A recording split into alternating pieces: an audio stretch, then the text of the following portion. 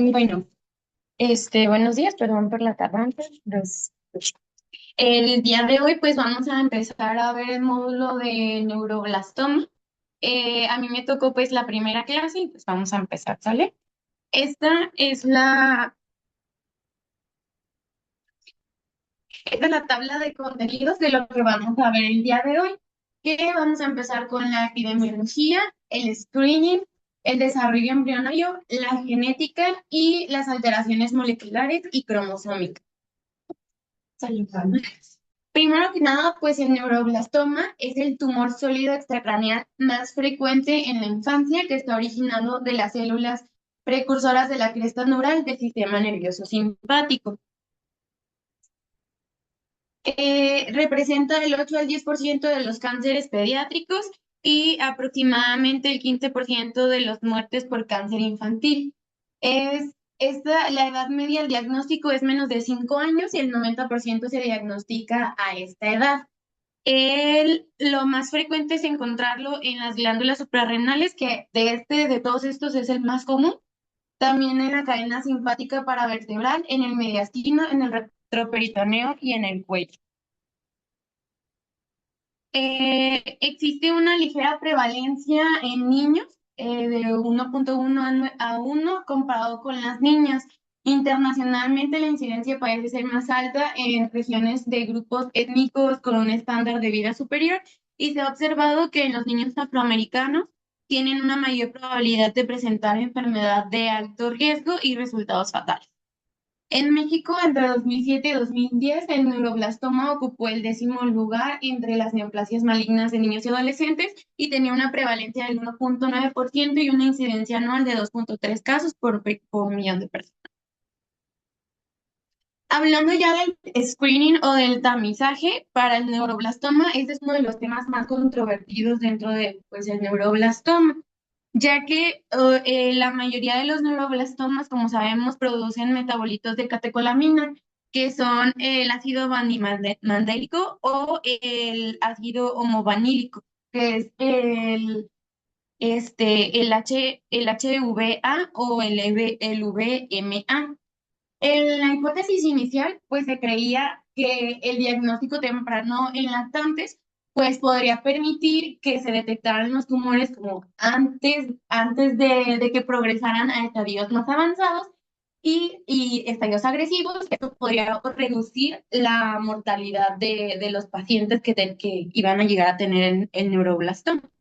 Entonces se hicieron estudios en varios países. Uno de ellos fue Japón. Este se hizo en el año de 1985, en donde ellos hicieron en lactantes de 6 meses detectando el ácido vanilmandélico o el VMA en la orina. Esto hizo que tuvieran resultados de que la incidencia de la enfermedad aumentó entre 2 a 3 veces más, lo que demostró que estaban detectando pues muchos neuroblastomas, pero que estos podrían haber desaparecido espontáneamente sin la intervención médica. Por lo tanto, pues no hubo como tal un impacto porque no se detectó una disminución de la mortalidad por el neuroblastoma y este programa se suspendió en el año del 2004. También se hizo el estudio en Canadá. Aquí pues se evaluó a lactantes a las 3 semanas y a los 6 meses de edad también. Como resultados, pues confirmó igual los hallazgos que se encontraron en Japón. Es decir, que detectaron principalmente tumores de biología favorable y de bajo estadio, pero no redujo la tasa de mortalidad, igual que en Japón.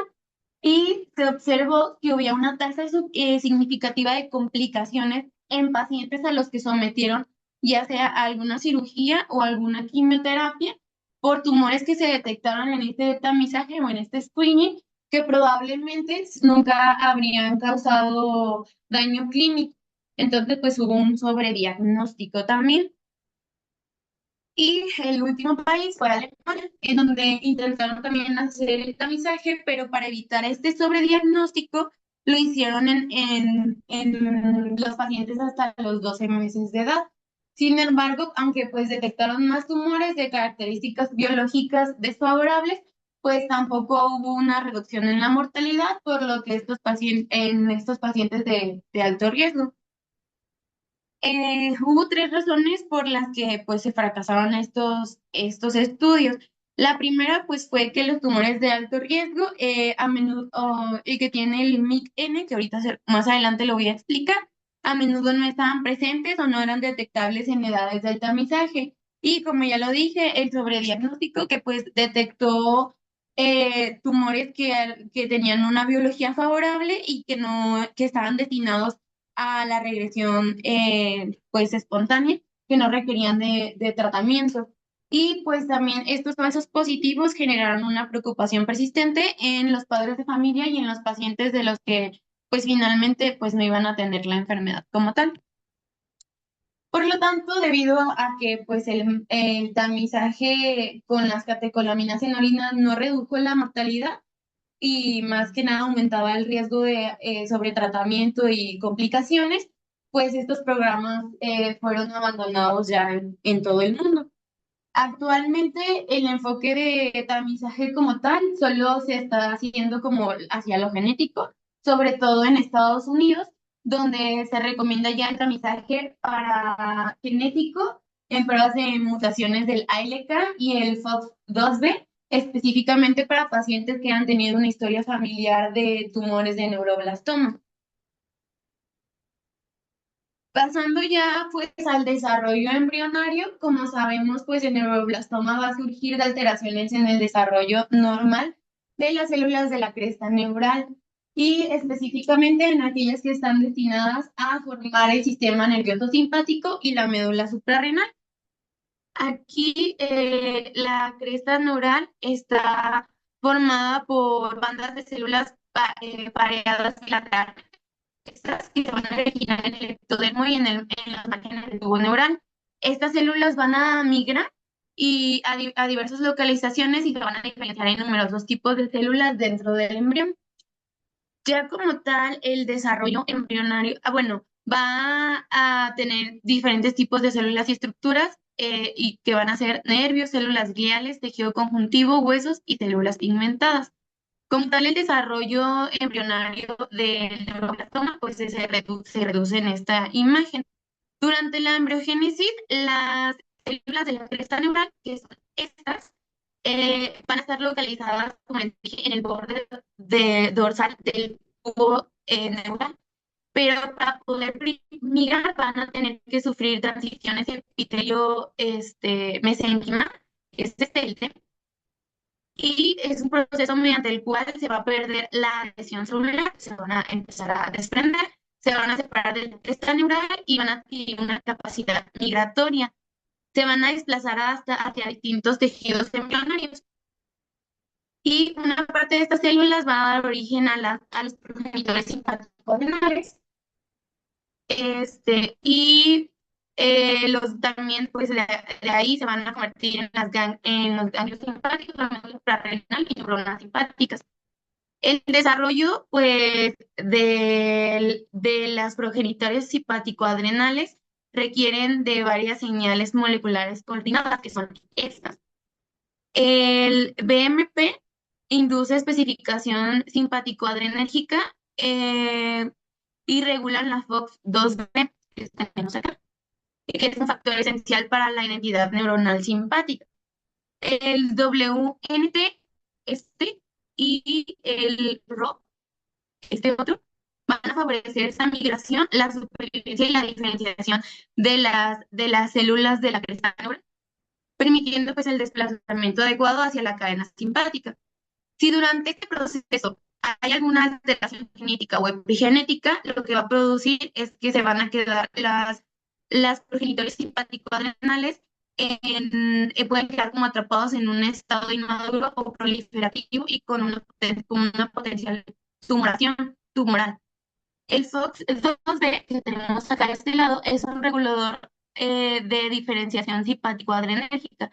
Normalmente va a impulsar a la maduración, como lo dije, de los progenitores simpático-adrenales, pero cuando hay una mutación puede bloquear la diferenciación que va a dar como resultado una persistencia de neuroblastoma o de neuroblastos inmaduros.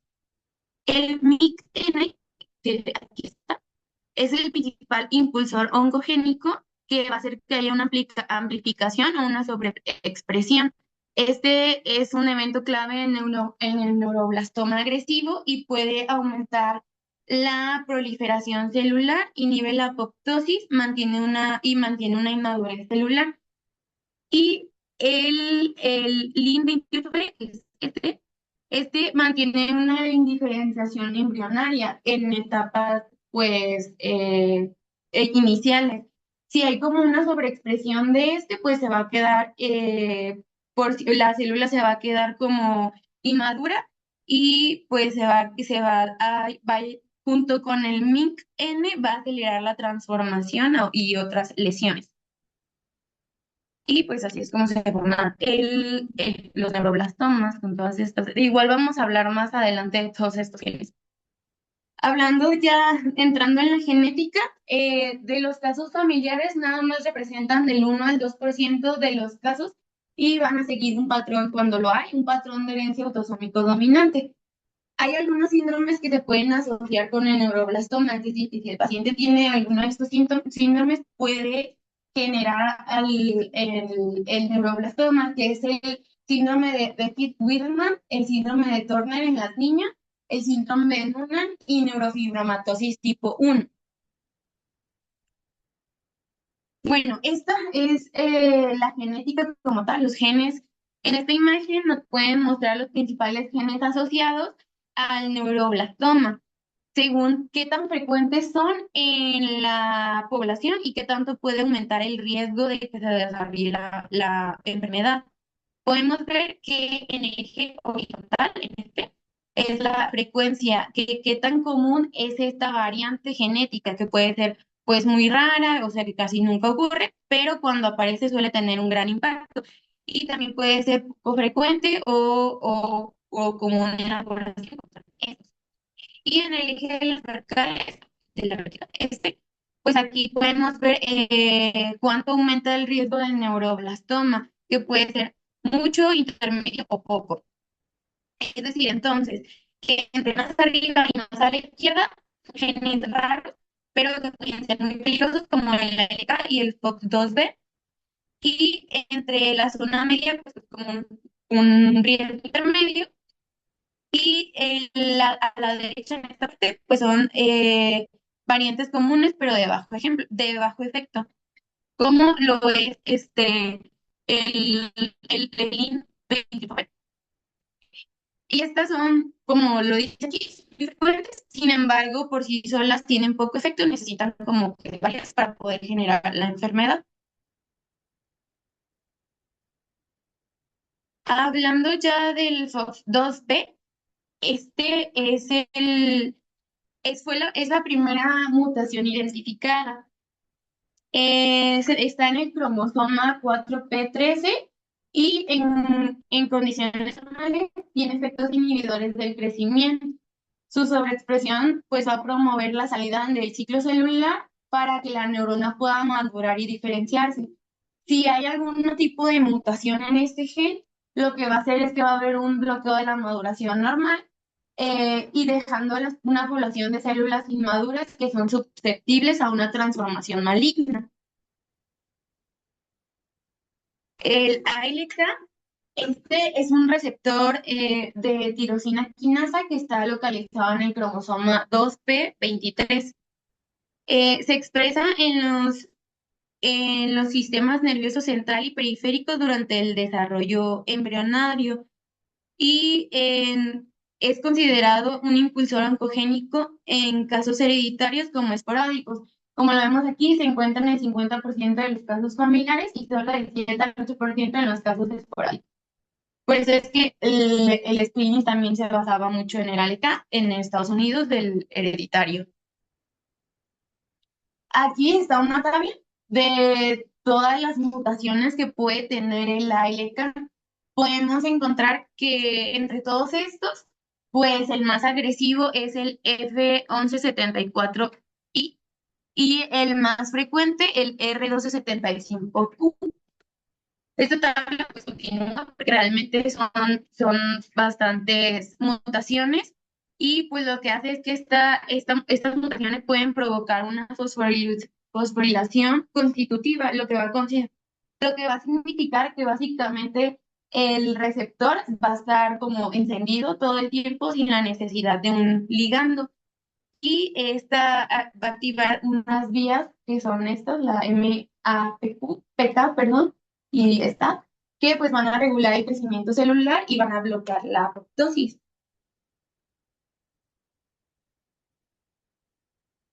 Hablando del Lin 28B, esta se va a localizar en el brazo largo del cromosoma, es el cromosoma 6, en la región 6Q16. Esta se expresa en la embriogénesis temprana.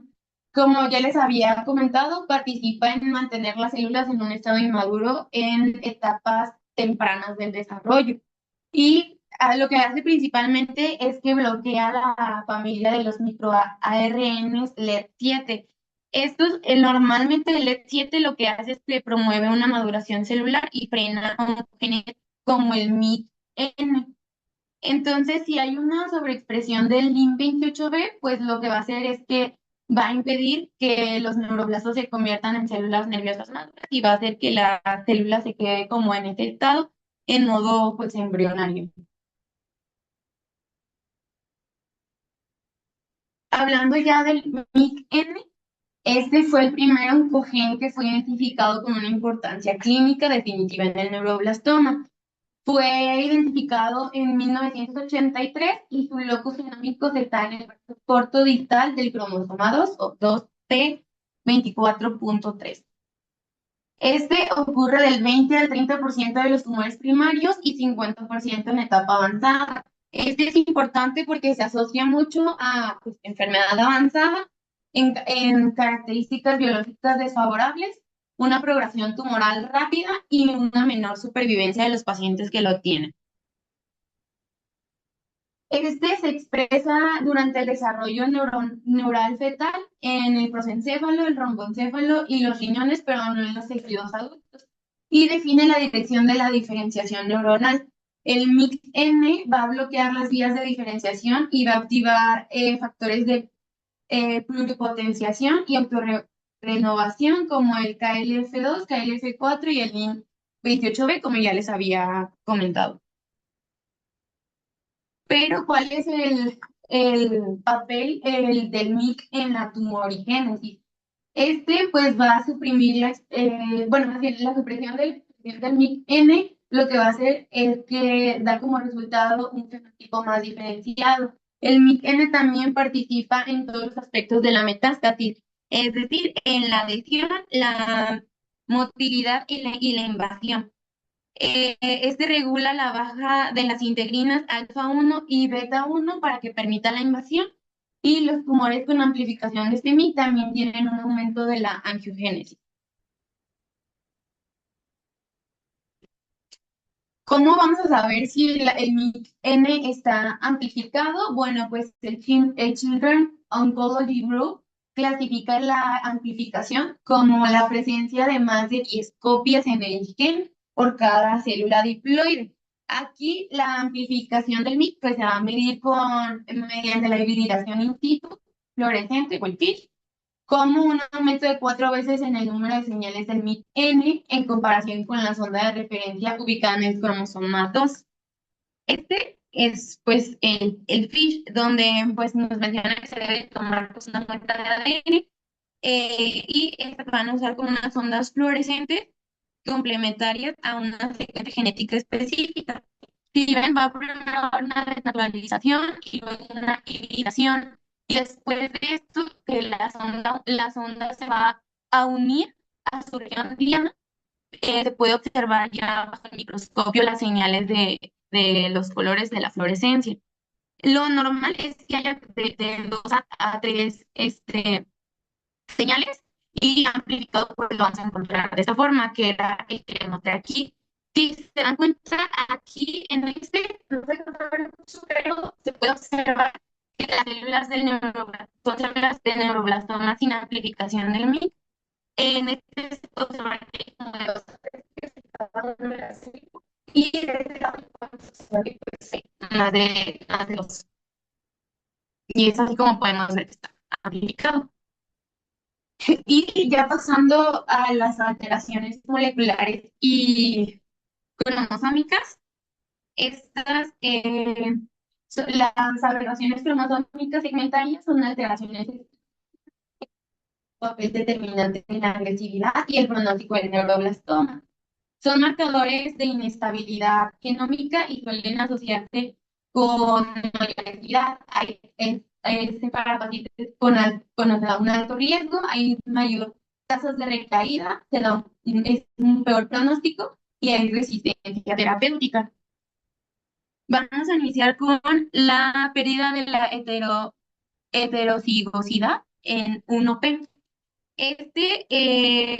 La pérdida puede ser del brazo corto del cromosoma 1 en la región 1P36 y ocurre del 30 al 40% de los casos. Se correlaciona ya más que nada con una edad más avanzada, estadios metastásicos y con la amplificación de MYC-N.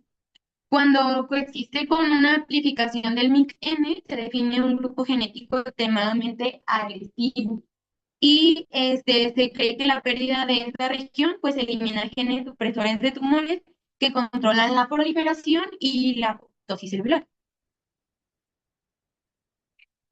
La pérdida del cromosoma 11Q, esta se detecta del 13 al 45%, afectando la región 1123. Ocurre predominantemente en tumores sin amplificación del MYC-N y es un subgrupo de pacientes de edad más avanzada con enfermedad avanzada y desenlaces clínicos desfavorables. Eh, Se asocia a menudo con múltiples rupturas cromosómicas, lo que sugiere un defecto subyacente en los mecanismos de reparación del ADN. La ganancia de 17Q, esta es la anomalía citogenética más frecuente, identificada en el neuroblastoma aproximadamente el 60% de los casos y resulta de una translocación desbalanceada desde el fragmento extra del 17Q que une a otros cromosomas que han perdido material, frecuentemente el 1P o el 11Q, y se considera un factor pronóstico potente de agresividad y enfermedad metastásica. Hablando ya de los receptores de neurotrofina, estas son una familia de receptores de tirosina quinasa, que son conocidos como TRK, que desempeñan un papel fundamental en la supervivencia, el crecimiento y la diferenciación de las neuronas durante el sistema nervioso. Estas son llamadas TRK A, B y C o 1, 2 y 3. En el neuroblastoma, la expresión de estos receptores es de los indicadores biológicos más potentes para predecir el pronóstico del paciente. Hablando del TRKA o el 1, este es distintivo de tumores de bajo riesgo y se asocia con la edad temprana del diagnóstico, el estadios más favorables y la ausencia, aquí no tenemos la amplificación del MYC-N. Su ligando principal es el factor de crecimiento nervioso, el NGF, y cuando tenemos NGF, el TRK lo que va a hacer es que promueve la supervivencia y la maduración de las células. Sin embargo, si el NGF es limitado o está ausente, el receptor activa varias vías de muerte celular programada. Se cree que la regresión espontánea que se observa en algunos de los casos de los neuroblastomas es el retraso de este patrón normal de muerte neuronal.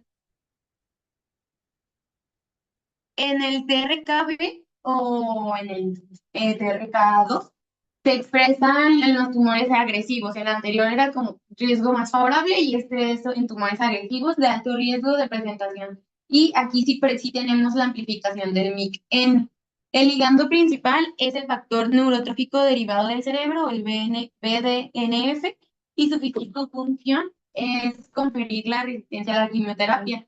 Por eso es de que le confiere un alto riesgo, porque a pesar de que le demos tratamiento con quimioterapia, pues va a ser resistente y pues las células van a sobrevivir. a pesar de aplicarles medicamentos. Y la TRKC o TRK3, al igual que el TRKA o el 1, este también es una biología más favorable. Y su ligando es el NT3, que es el receptor de alta afinidad para la neurotrofina 3. Y aunque este se encuentra en el 25% de los tumores primarios, no se considera un factor pronóstico independiente, ya que pues casi siempre se tiene que expresar junto con el TRKA, pero pues le da un factor pronóstico pues favorable. Y eso es todo. Muy bien. Pregunta.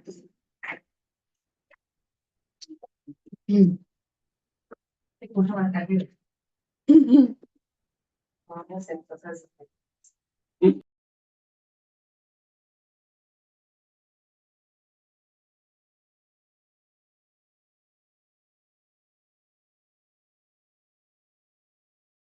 Dedica algo más y ve, no solo la cuestión. Sí, pero no, es que sí puedo. Yo por ser, Hola,